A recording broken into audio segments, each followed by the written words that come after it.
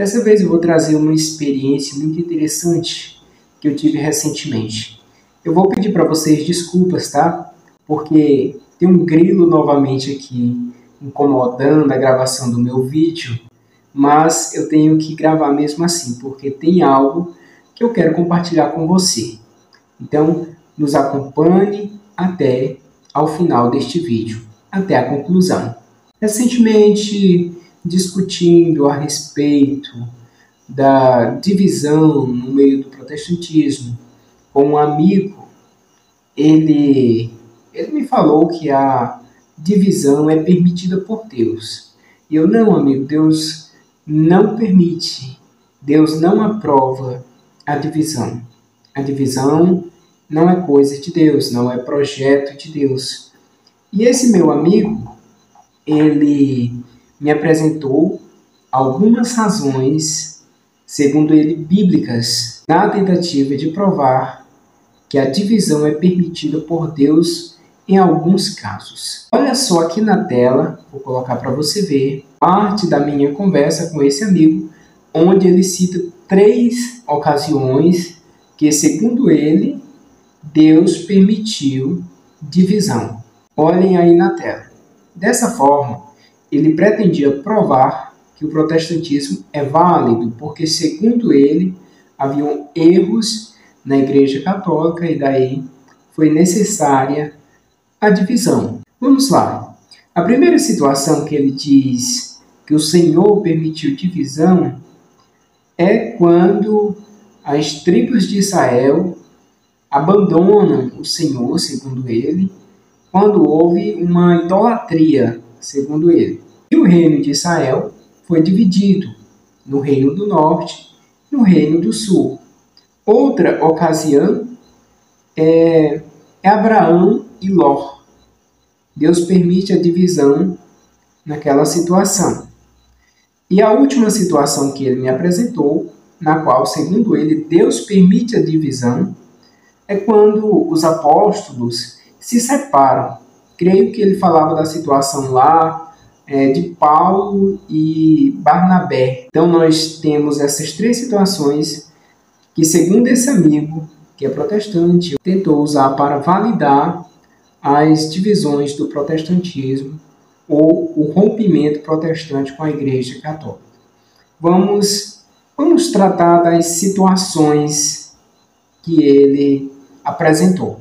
Primeiramente, eu gostaria de falar para vocês, quando ele citou essas 3 situações, eu continuei afirmando que a divisão não era permitida por Deus, mas eu não fui de imediato refutar esses textos que ele citou, até porque eu precisei agir com honestidade intelectual. Fui lá, analisei o texto, ou melhor, os textos, para realmente entender melhor do que se tratava essas situações, para que eu desse uma resposta honesta e de acordo com as Escrituras. Então vamos tratar aqui da primeira situação e vamos nos ater especialmente a essa primeira situação que ele citou para dizer que Deus permite a divisão. Vamos lá, meu irmão, acompanhar o que realmente a Bíblia diz a respeito dessas supostas divisões aprovadas por Deus, segundo a sua argumentação. Vamos ver comigo, vocês também que acompanham o canal. Vamos ver se o nosso amigo protestante tem razão nesse caso. A primeira situação que ele cita é quando Israel se divide em Reino do Norte e Reino do Sul. Ali houve sim realmente uma divisão do povo de Israel.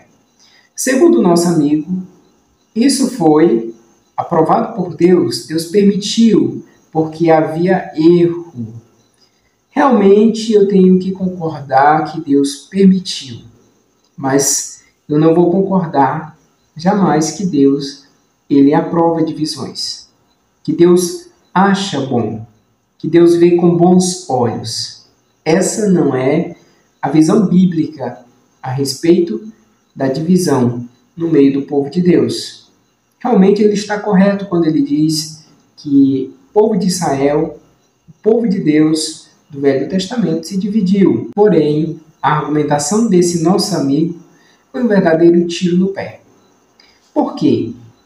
Deus permitiu a divisão, olha só, Deus permitiu essa divisão como uma punição.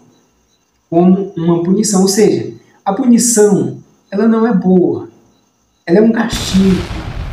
Então a divisão, nessa situação em que o reino de Israel se dividiu, foi um castigo de Deus. Um castigo de Deus por conta dos pecados do rei Salomão. Veja o que diz o texto sagrado a respeito dessa divisão que houve no povo de Deus. Olha o texto na tela e acompanhe comigo. O Senhor irritou-se contra Salomão por se ter seu coração desviado do Senhor, Deus de Israel, que lhe aparecera por 2 vezes, e lhe tinha proibido expressamente que se unisse a deuses estranhos, mas não seguira as ordens do Senhor. O Senhor disse-lhe então: já que procedeste assim, e não guardaste a minha aliança, nem as leis que te prescrevi, vou tirar-te o reino e dá-lo ao teu servo. Houve aqui uma punição da parte de Deus para com o rei Salomão. Observe só o que diz mais a palavra de Deus. Então Aías, tomando o manto novo que trazia, rasgou-o em 12 pedaços. Toma para ti 10 pedaços, disse ele a Jeroboão, pois isto diz o Senhor, Deus de Israel: vou arrancar o reino das mãos de Salomão e dar-te-ei 10 tribos. Mas, em atenção ao meu servo Davi e à cidade de Jerusalém, que escolhi dentre todas as tribos da terra, de Israel, ficar-lhe ainda uma tribo. O texto bíblico nos mostra claramente que houve sim uma divisão. Mas, como eu falei aqui, foi uma punição de Deus contra o rei Salomão. Não foi agrado de Deus a divisão. Foi algo permissível, mas não algo desejável da parte de Deus. Tanto é que nós podemos fazer a seguinte analogia. É como uma pessoa que escolhe viver de forma errada, em pecados, e vai para o inferno. Deus permite, mas Deus não deseja que isso aconteça. Então, a divisão ela ocorre. Sim, pode ocorrer, mas não com a aprovação de Deus. Vamos ver mais alguns detalhes a respeito dessa divisão que houve no povo de Israel. Antes de seguir lendo os textos da palavra de Deus sobre este acontecimento, é importante enfatizar que Deus permitiu uma divisão política, também não a desejou, mas trouxe como uma punição ao rei Salomão. E esta divisão política, nós não podemos comparar com a divisão que houve na igreja com o surgimento do protestantismo. Porque Deus não quer que o seu povo, como povo de Deus, venha se dividir.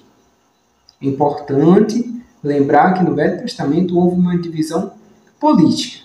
E depois dessa divisão, que já não é algo bom, houve uma divisão religiosa. É o que nós vamos ver aqui no próximo texto. Vamos ao texto sagrado. Jeroboão construiu Siquém, na montanha de Efraim, e residiu ali. Depois deixou Siquém para edificar Fanuel. E disse consigo mesmo: pode bem ser que o reino volte para a casa de Davi. Se o povo subir a Jerusalém para oferecer sacrifícios no templo do Senhor, e o seu coração se voltar para o seu senhor, Roboão, rei de Judá, matar-me-ão e se voltarão para Roboão, rei de Judá.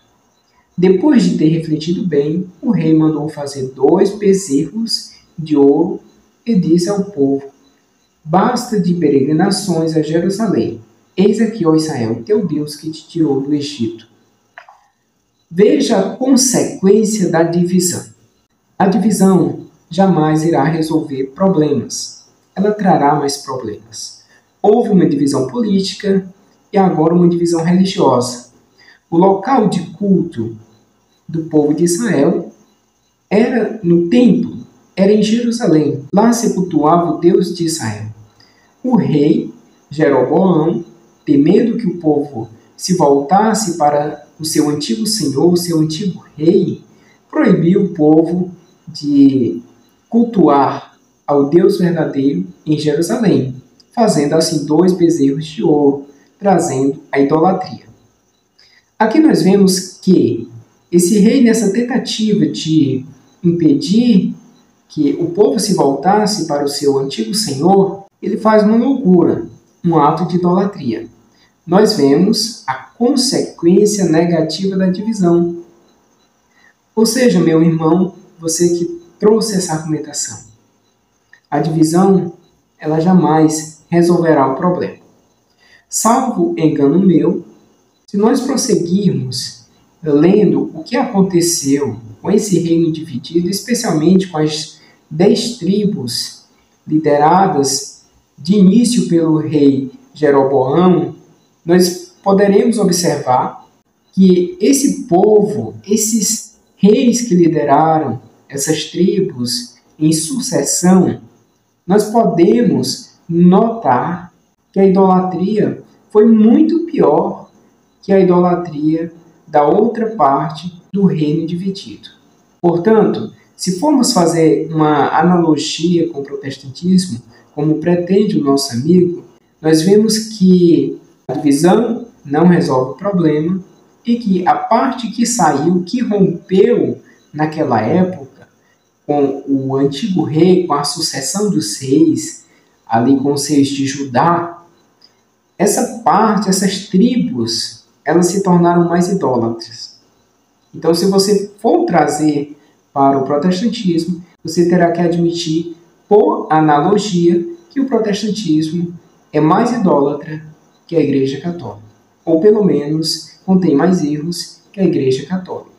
De todas as formas, meu amigo, nós podemos perceber que o seu argumento foi falho, foi um verdadeiro tiro no pé. Sobre a situação em que Abraão ele rompe com seu sobrinho Ló, nós vemos que não é algo ordenado por Deus. Foi simplesmente uma decisão humana na qual as pessoas que tinham a sua liberdade para escolher e vendo que era necessário por causa de uma contenda entre os pastores dos seus rebanhos, tomaram de livre e espontânea vontade essa decisão, se dividiram, mas não foi divisão religiosa. O Deus de Abraão continuou sendo o Deus de Ló. Tanto é que na destruição de Sodoma e Gomorra, Ló sai a salvo. E quando você traz o argumento da divisão, da suposta divisão entre os apóstolos, ali naquela situação onde houve, veja aqui o texto na tela, se vocês quiserem conferir, onde houve ali um desentendimento entre os discípulos, não se trata de divisão da igreja. A igreja não se dividiu ali. Não houve uma situação em que, por exemplo, o apóstolo Paulo, ele fundou a sua religião e Barnabé fundou a sua. Não foi assim. Não teve essa bagunça onde cada um foi fundar a sua igreja. Não, a igreja continuou una. Foi um problema pessoal entre eles e isso nada prova, nada nisso autoriza de forma alguma alguém sair da igreja fundada por Cristo e fundar uma nova igreja. A divisão continua sendo condenada por Deus. Veja o seguinte texto para você ter uma noção. Vamos ver, meu irmão, um texto do Novo Testamento onde claramente condena divisões. Por exemplo, a primeira carta de Paulo aos Coríntios, capítulo 12, versículo 25, diz assim: a fim de que não haja divisão no corpo, mas sim que todos os membros tenham igual dedicação uns pelos outros. Outro texto interessante também é a primeira carta de Paulo aos Coríntios, capítulo 1, versículos 10 ao 12, que diz assim: suplico-vos, queridos irmãos, pelo nome de nosso Senhor Jesus Cristo, que concordeis uns com os outros no que falam, a fim de que não haja entre vós divisões. Antes sejais totalmente unidos sob uma mesma disposição mental e no mesmo parecer. Essa é a palavra de Deus e a posição das Escrituras Sagradas, que não hajam divisões. O Senhor Jesus intercedeu ao Pai na sua oração, antes de dar a sua vida por nós, para que a igreja, os discípulos, fossem um, como Ele e o Pai são um. Portanto, meu irmão, fica muito claro na palavra de Deus que divisões são condenadas. Deus não é Deus de confusão, não é Deus de divisão. O desejo de Deus é que a igreja seja um só corpo, e não um corpo mutilado, partido, cortado, mas um corpo unido, onde todos cooperam para o bem comum.